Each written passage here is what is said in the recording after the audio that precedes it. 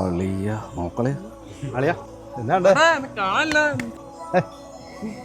അളിയ ചെറിയൊരു സഹായം വേണം. എന്താ നാളെ ഒരു കല്യാണം ഉണ്ട്. കണ്ട അളിയന് മാല എന്തരും ചിക്കൊക്കെ വരും. നീ എപ്പോ തരും? നാളെ വൈകിട്ട് എത്തിക്കളെ. വൈകിട്ട് പറഞ്ഞേ എത്തിക്കളെ. എന്നാ ഒരു മൈൻഡില്ലാത്തേ.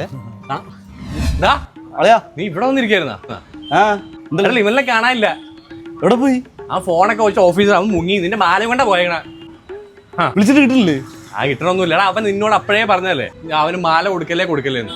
അത് കുഴപ്പമില്ല. കുഴപ്പമില്ലേ? നിനക്ക് തലക്കല്ല അസുഖം ഉണ്ടോ? എന്തെങ്കിലും കാണിക്കും. ഞാൻ പോന്നു.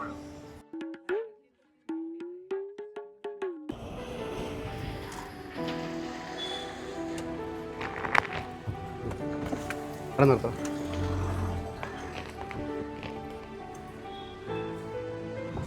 സിദ്ധാർത്ഥ, എടാ നീ ഇത്രയും നാൾ എവിടെയായിരുന്നു? എടാ ഞാൻ നാട്ടിലുണ്ടായിരുന്നില്ലടാ. എൻ്റെ മാല നഷ്ടപ്പെട്ടു പോയിടാ. പിന്നെ എല്ലാവരും പറഞ്ഞു കാണൂല്ലേ ഞാൻ ഈ നാട്ടിൽ നിന്ന് മുങ്ങിക്കാണുന്നല്ലേ. ഇന്ന് വാ, എന്തിനു പോലെ? ആരൊക്കെ എന്തൊക്കെ പറഞ്ഞാലും നിനക്കെന്നെ അറിഞ്ഞൂടാ.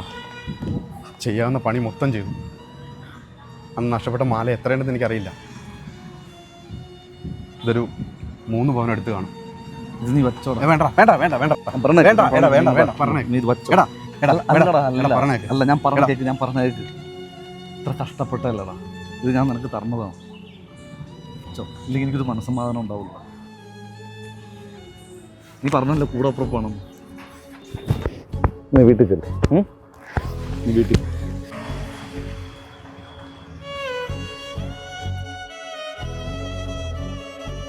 ദൈവമേ, ആ പാവത്തിൻ്റെ 2 വർഷം ഞാൻ കൊടുത്ത മാല മുക്കുകൊണ്ടാണെന്ന് അറിഞ്ഞ ഈ നായിൻ്റെ മോനെ തല്ലിക്കൊല്ലും. ആ സത്യം എന്നോട് മണ്ണടിയട്ടെ.